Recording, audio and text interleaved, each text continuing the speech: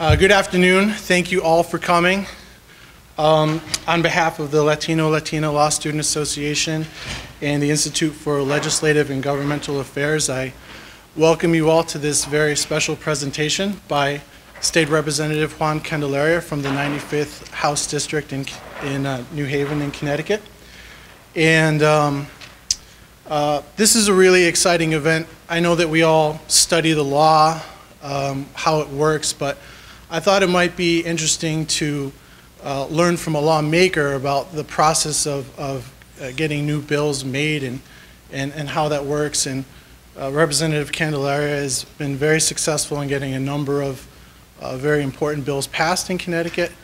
And I've known Representative Candelaria now for many years, and I've had the good fortune of working with him at the legislature on a couple of different committees, the Committee on Higher Education and also the Children's Committee.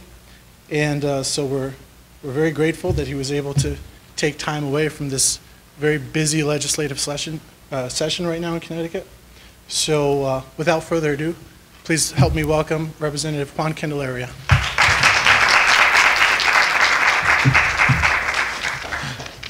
Thank you, Michael. Good afternoon, buenas tardes, for those that speak Spanish.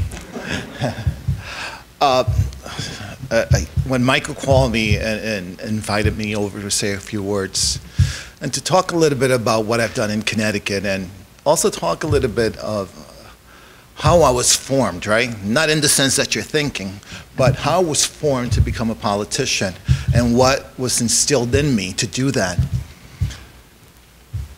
So when Michael called me, I couldn't say no. Michael was instrumental in helping me with a lot of research on many bills. He was by my side during many nights when I debated bills, one specifically which I debated like almost 10 hours. And Michael was there all along through those late nights, helping me, providing me the information that I needed to ensure that we were successful in passage of the bill. So let me tell you a little bit about who I am and where I come from. My name is Juan Candelaria. I am from Atillo, Puerto Rico. That's a small town in Puerto Rico.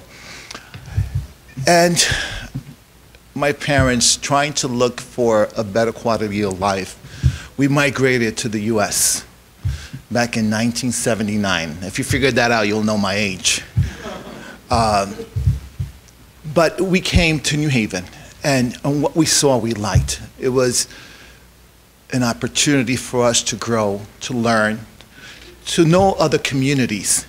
So this jibarito, jibarito is a countryman from Puerto Rico, we call them jibaritos, was in a strange country that has so much to offer.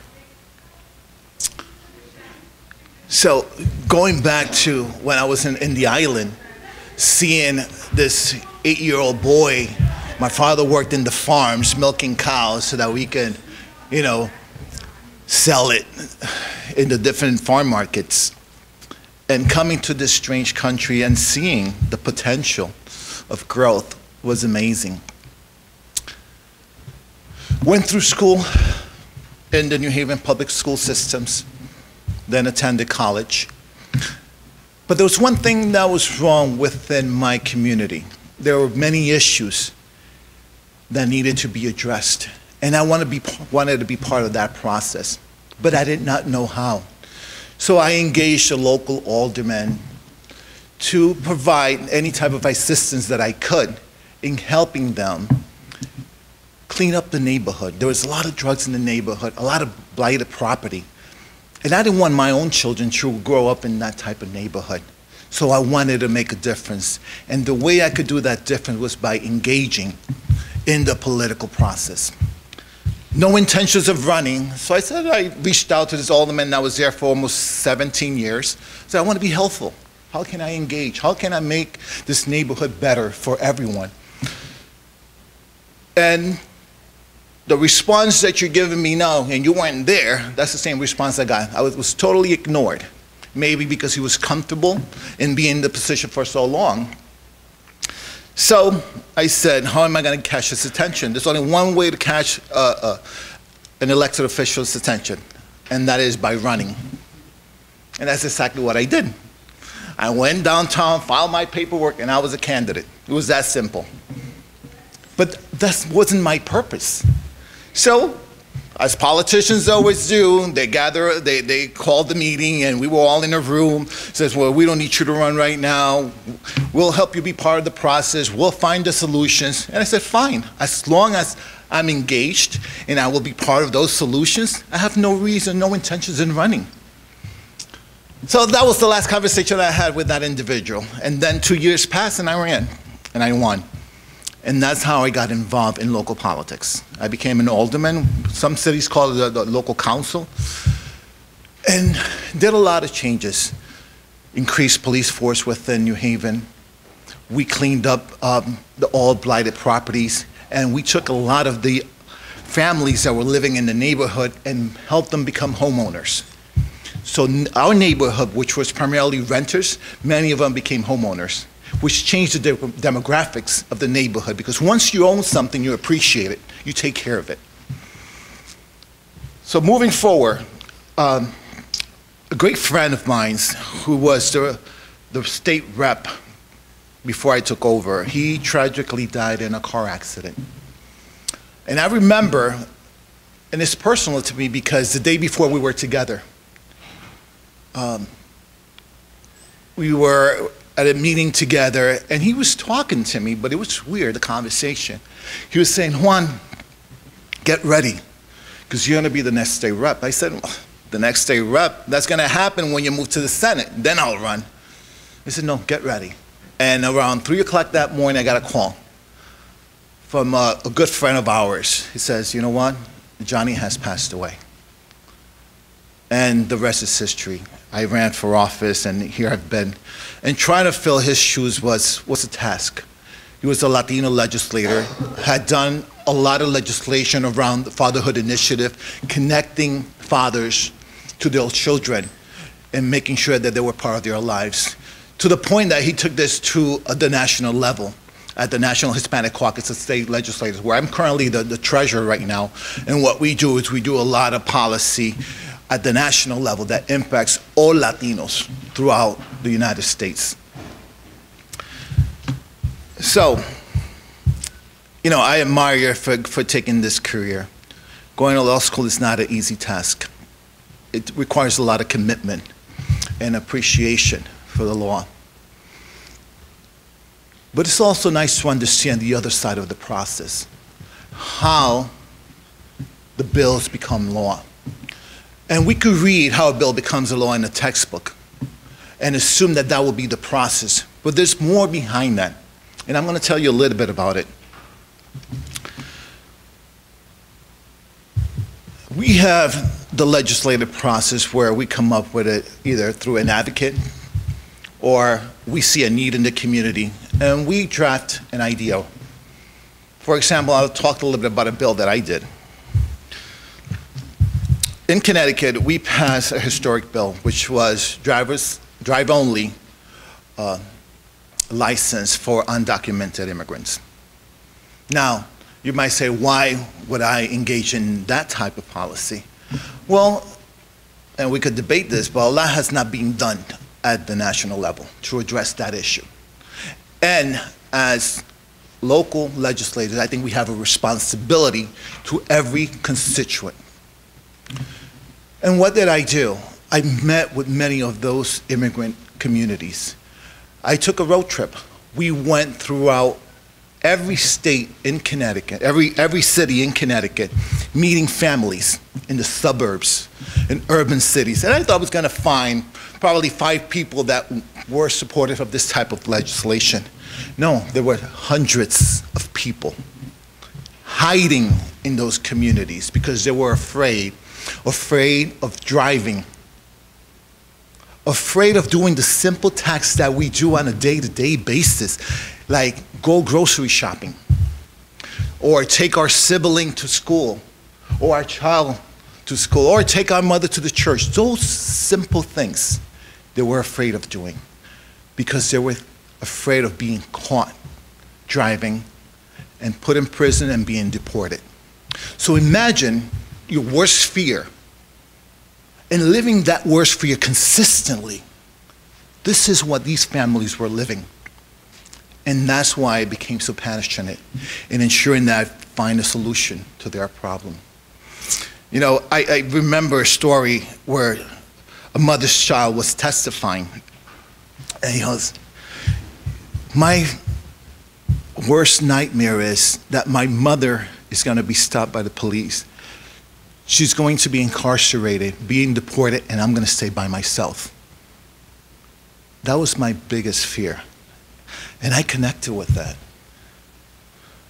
Because to have a loved one that may be a contributing citizen in the normal sense of the way, right? They work in our communities, they provide to our communities, they pay their taxes, because they do. Everybody pays their sales tax. And they fill out their taxes as well, but they don't get reimbursed for it.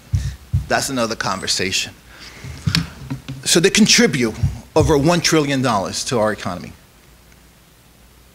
And yet they cannot have the simple ability to drive in our community. So I introduced a bill to give driver's license to undocumented immigrants. I said, this is going to be a piece of cake. We're going to get it done right away. Hold it and behold, oh my God. I had people from all corners saying, wait a minute, you can't do that for immigrants. Are you crazy? I said, no, I'm not crazy. Yeah, I might be crazy sometimes, but I think my craziness in this particular situation has a rationale behind it, because we're going to generate some revenue from this. So here we're engaging in that conversation with my own colleagues. Revenue, wait a minute, how am I going to get revenue? And this is my colleagues on both sides of the aisle. Well, they'll be able to acquire their own insurance. They will get their own driver's license, which they will pay a fee on. They will be able to register their own vehicles, pay property tax on those vehicles, and who's going to benefit out of it? We will. Let me backtrack for a second, because I want to tell you another side of this, is that these individuals had the ability to register their cars with using someone else's name. Meaning, I could have said, you know what, Michael, I'll register a car under my name, but you'll have to pay my insurance as well. If you're willing to do that, we'll register, you'll be able to drive. And many people did that.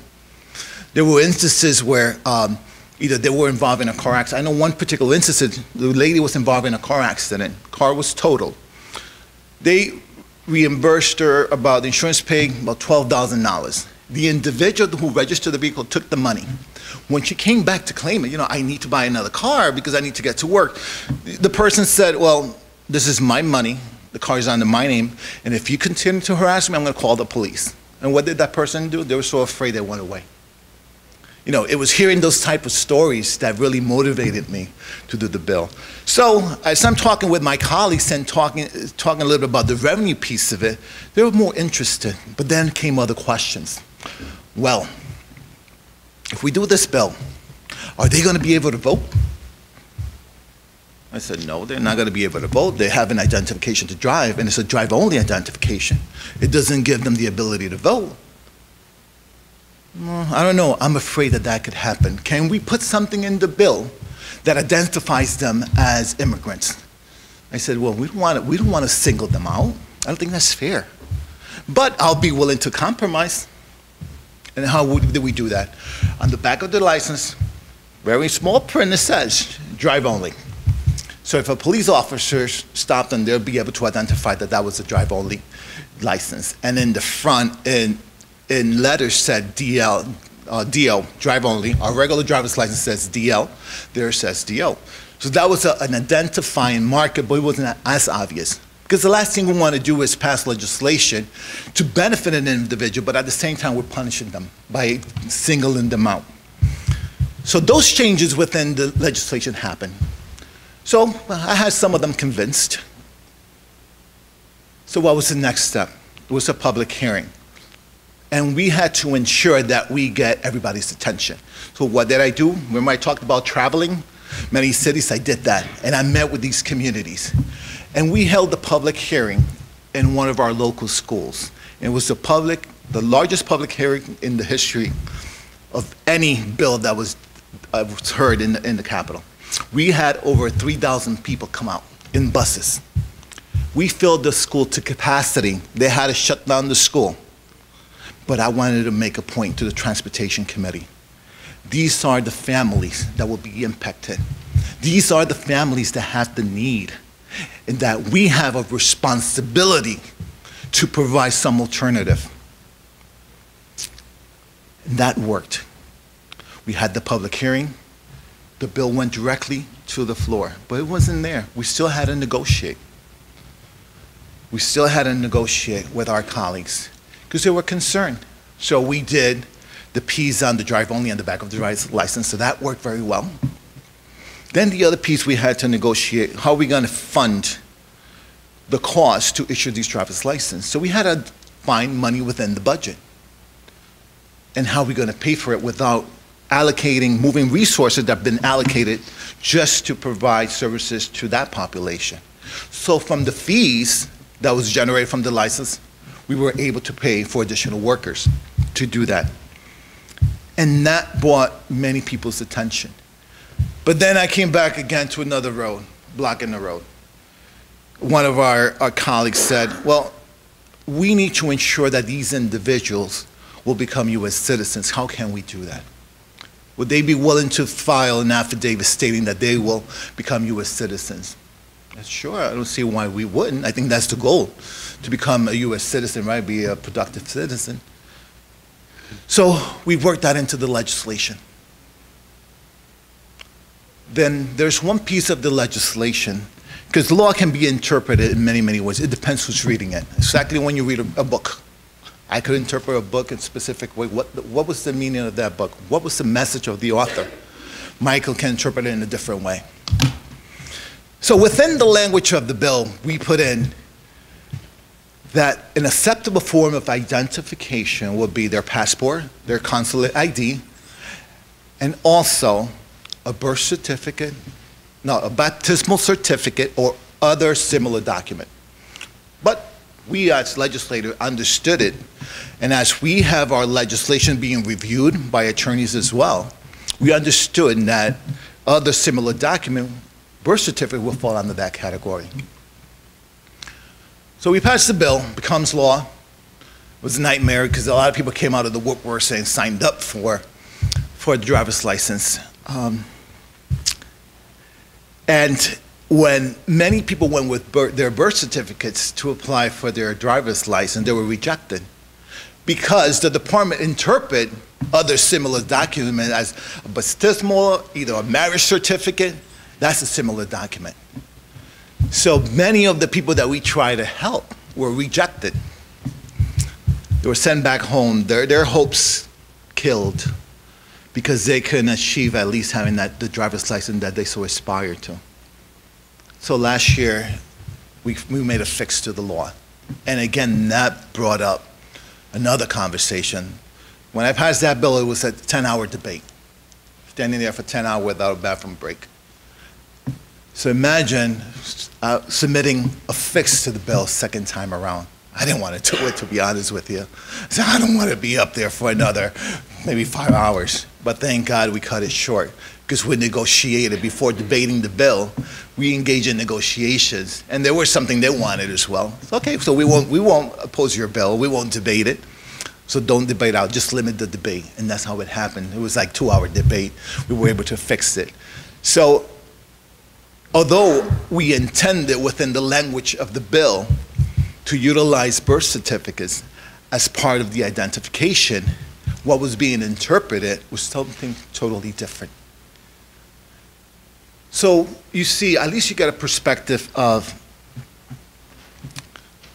the process. It's not an easy process where you submit a bill and it goes through committee. You know, that one went only through transportation and directly to the floor of the House. There are certain bills that go through several committees.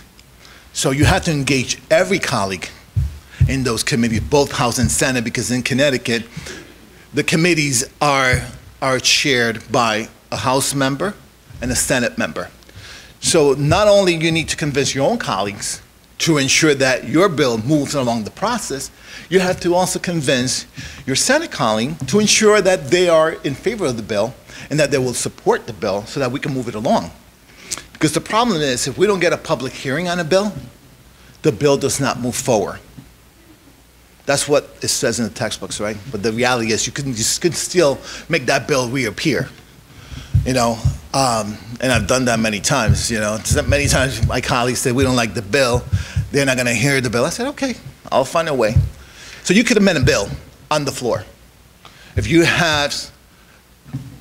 there's another bill that is germane to the topic, then you could amend it with your own language. So whoever tells you, oh, you know what, I'm sorry, they didn't had a public hearing on the bill, we won't be able to pass that legislation this year, that's not true. You can always find something that's germane and amend the bill and debate it on the floor. Is that the process that we want? No, of course not. Because we want the public's input. We want the advocates' input on every legislation. Because that's how you hear from both sides. You hear the pros and you hear the cons. But unfortunately, that's not the case every time at the legislature. And you have to force certain legislations because you think it's the right policy that will impact the lives of many of the constituency that we serve. So we have to take that approach. So the other good thing I want to talk about is technology. You know, we have so much technology at our fingertips right now to do a lot of the research that we need. I have Kenya, who's my intern. She's been very helpful. I'm working on a bill this year. We've had to do a lot of a lot of research for this particular bill. We're talking about, you know, some may favor it, some may be against it. I have my rationales why I support it. But we want to do in Connecticut legalization of marijuana. So I introduced that bill this year, and you know, we've done a lot of research, looking at the pros and the cons. And people might say, you know what, Juan, I don't think it's the right time. Yet you hear Connecticut voters are more than 60% say they support it. So I think it's the right time to engage in that conversation. As you know, Connecticut is facing a deficit. Right now it's at $277 million, and we're projecting $1 billion for next fiscal year. So how are we going to close that loophole? You know what the conversation currently is? We're going to cut 5.75% across the board on all line items. Now, we have social safety net programs that are critical to our communities.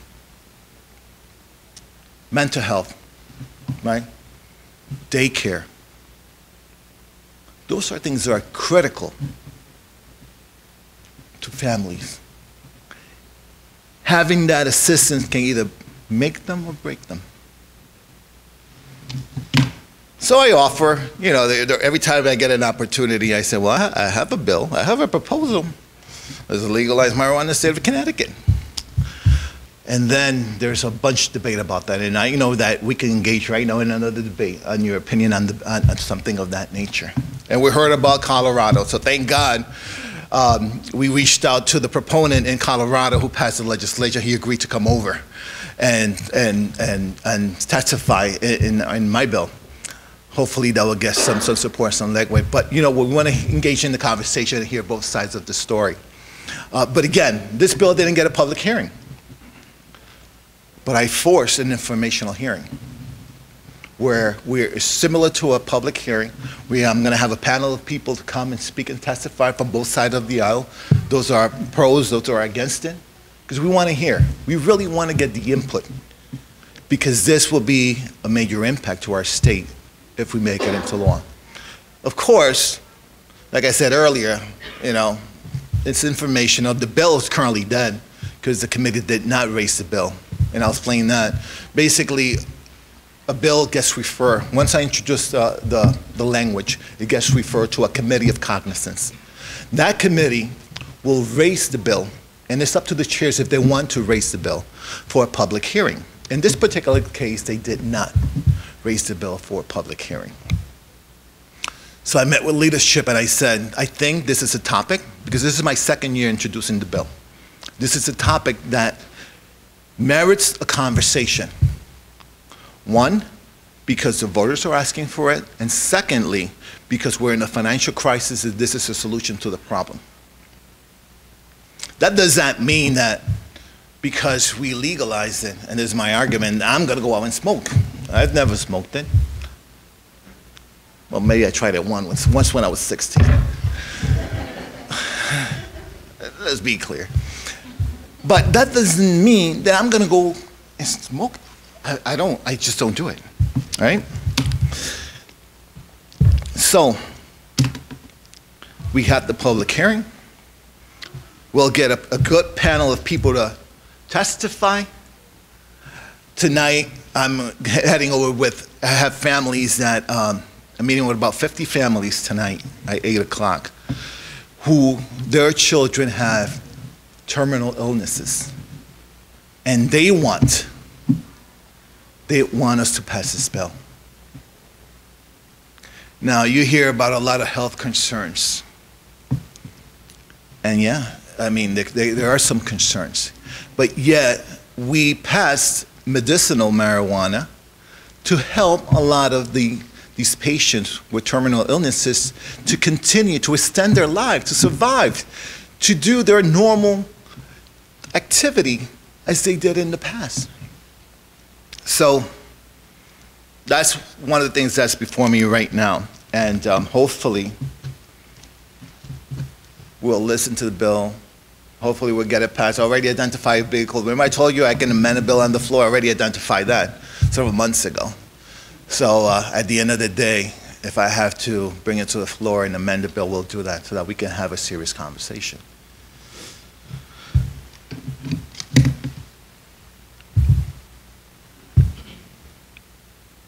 It's funny,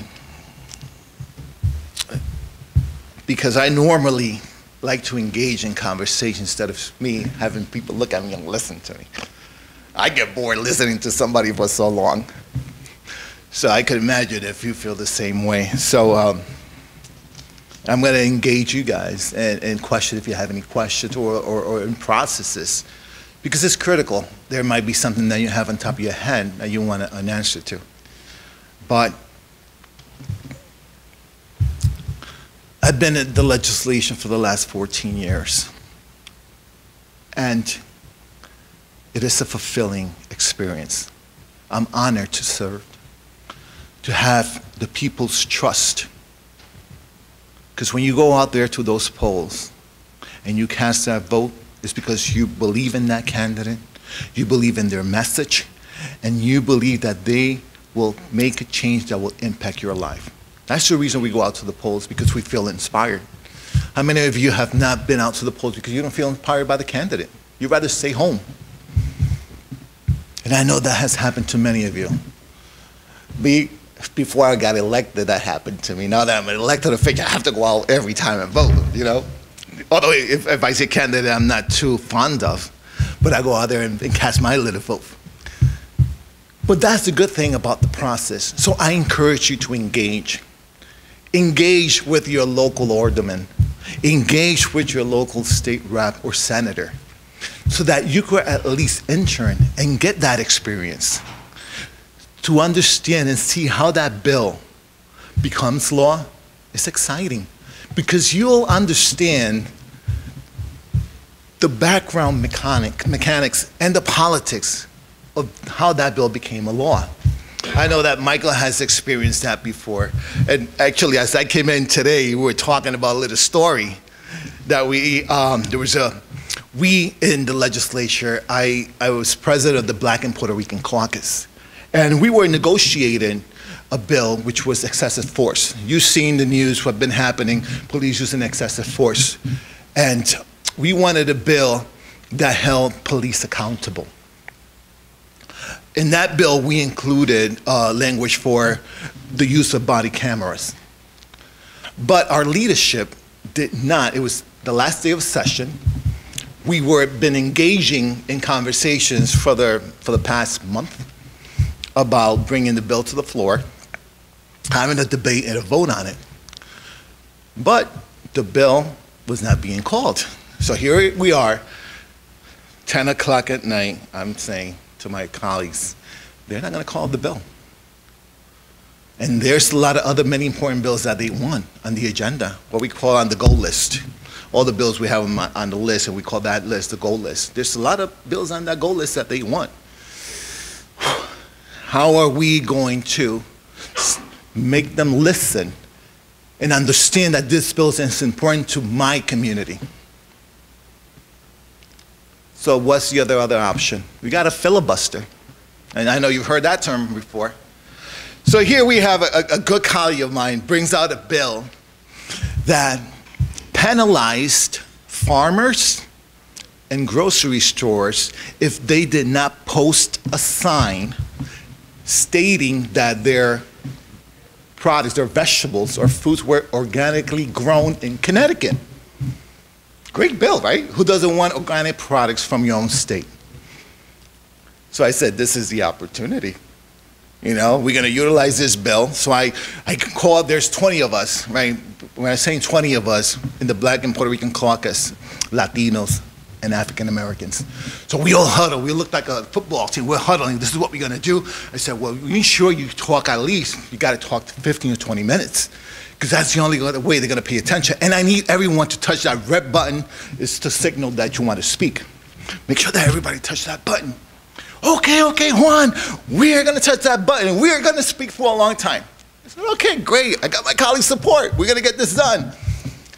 So I think like out of 20, like 3 of them press their button. And the first one that gets up to speak, and I'm timing them, right? If this is going to work, the only way the Speaker of the House is going to get the message is that he knows and understands that we're filibustering. First person gets up and speaks for a minute. I said, oh my God, we're dead in the water already. Then the second person passes 2 minutes. I said, oh, this is promising. Oh, we're going to filibuster this bill. Third minute, sits down. I said, oh my God, we can't continue. So what do? Like, I get up. And I was there probably, what, more than an hour? Filibustering. So the guy is talking about the bill. I said, one of my questions was, and I use Massachusetts as an example. I said, if I bring a seed from Massachusetts and I plant it in soil in Connecticut, is that organically grown? And he's looking at me like, I don't want to say what I think he was thinking. A lot of bad things, right? He's looking at me with that look like you. He says, well, yes. Well, remember, then I follow up with a question, because the seed came from a plant that was planted in Massachusetts and grown in Massachusetts. So does that technically mean that if we planted it in Connecticut, it's going to be Connecticut grown? And I kept on with those type of questions. Silly questions, right? You're like, oh, come on, why are you asking all these type of questions? Well, I achieved what I wanted. I saw the Speaker of the House. He's coming out of his office fuming, upset. I mean, he's a Caucasian man. He looked at that's red, or that's your sweater right there. And that's more like a burgundy color. Man was fuming, comes out, into my office, and started effing all of us, right? In a nice way. And our response to that was, we, in good conscience, requested that the bill gets a proper debate. And yet, here we have 2 hours to the close of session, and you have not called the bill or given us that opportunity. So we're going to continue to filibuster and kill every bill on the goal list, and that's exactly what we did, because we killed every bill. Of course, it's like, here you're trying a good deed, right? Because you want the bill call, you want it passed, but we killed ourselves because we went to a special session. So we had to come back. But they agreed to have the bill on the agenda. And when you call a special session, you have to be specific to identify why we come into a special session. And we did. And he clearly said, we're going to hear the excessive force bill. And we came to a special session and we passed the bill, and it's law today in Connecticut. So why do I tell you that story? Because I want you to get a perspective of how a bill becomes a law. It's not as simple as we think it is. It takes a lot of negotiation, building coalition within your colleagues, with advocates. It's ensuring that you have the right team with you. It's ensuring that you even speak to your opponents. Because speaking and engaging your opponents, and when I'm talking about opponents, I'm talking people that oppose the bill within who has the ability to vote for the bill, that limits the debate on the bill, moves the legislation forward, and you could get it passed into law. So I want to end it with that. It's been like 40 minutes, so I want to end with that and open it up if you have any questions, any concerns, or anything I can address for you. Yes? I was wondering why you decided to contact a representative from Colorado to talk about medical marijuana when other states such as Washington, D.C. have implemented it in a much less problematic way. Okay. Because I have a relationship with that rep. Happens to be Latino. So, you know, many of the legislature are currently in session right now, and I know that taking time to visit another state is hardly impossible to do. But I have a direct relationship with him because I sit at, I'm the treasurer at the national level for the National Hispanic Caucus, the state legislator, and I had my intern give him a call, then I follow up with my own personal call. And that's why he's coming over. But he's actually the proponent, although that's been more controversial. He was the proponent, so he'll provide us with we'll look at different aspects of, you know, the pros and the cons and understanding what he would do differently today, knowing what the impact of that legislation was. So we'll get a better insight on that. Yeah. Michael. So many of my colleagues here, fellow students, are still in their early 20s, from 1 to 23. I was wondering if you could just talk a little bit, age-wise, about some of the other fellow public officials, public servants at different levels, municipal and state levels, who you have seen making a difference at younger ages and making business decisions. Definitely. I mean, we all heard this. Age is just a number, right? It really is. I'll tell you, I'm 45. I feel like 15. Yeah, right. But I've seen, right now we have one of our colleagues, Bumgarner, Representative Bumgarner. He's in his, actually turned 21, now he's legal. And, but he came in with a lot of energy and enthusiasm to represent his district. So many of us, what we do with new colleagues, we take them under our wings and try to show them the process. Because let me tell you this, it took me a long time to understand the process. I thought I was going to change the world when I walked into that legislature. Hold and behold, it was a totally different story. I had to build relationships. So the same thing with Michael, same thing with Bumgarner. We had to show him the ropes and understand the process. And he has become very effective. Because there's two things you could do. Either you could listen to the advice or ignore it, right? You have that option. And he chose to listen. And he has been very effective in introducing legislation, in securing funding for his district. Because one of the key things is that when we cut that piece of the pie within the budget, we got to ensure that we deliver. I sit on the Appropriations Committee. I've been on that committee for the last 14 years. That's where the money is, right? And you want to be where the money is if you want to be successful in delivering, because that will ensure that there's dollars for education that will go to the local budgets. There's dollars to fix the roads. There's dollars for property tax that will go within the budget just for that. So Bumgarner was very effective in doing that, and he achieved a lot. Many good legislation. And there's this other one that I mentored when he was 16. And you met him, Michael. Joseph Rodriguez. Now he's deputy director for Senator Blumenthal in the state of Connecticut. Took him under my wing when he was 16 and helped them to get involved in local politics.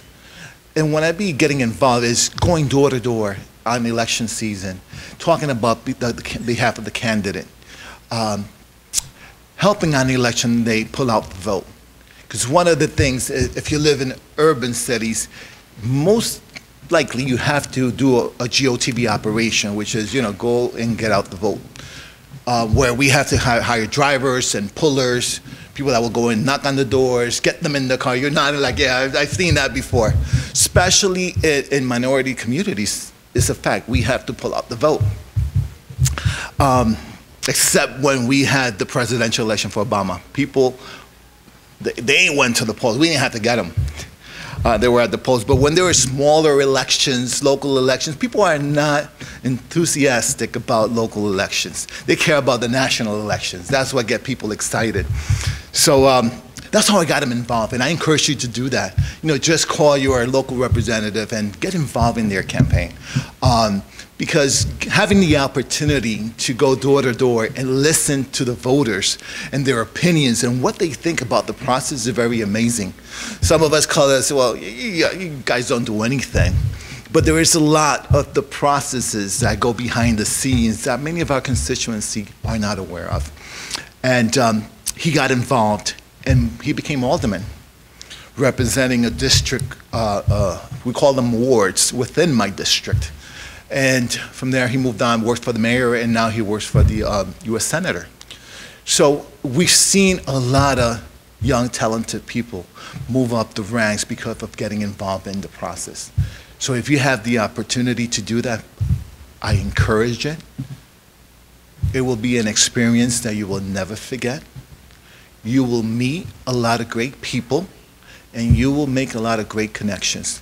Because whatever you think about politics, you can hate politics, but politics is something that we deal with on a day-to-day basis. Even when we discipline our children, it's all politics. Okay, thank you. Any other questions?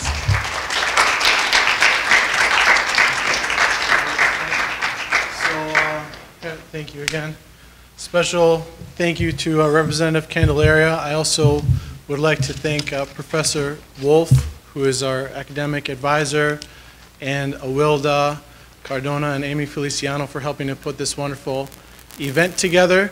I invite anyone who has questions to come and any off-the-record questions, come and speak with the representative, and thank you all very much for taking time out of your day to come and hear Representative Candelaria speak. Thank you.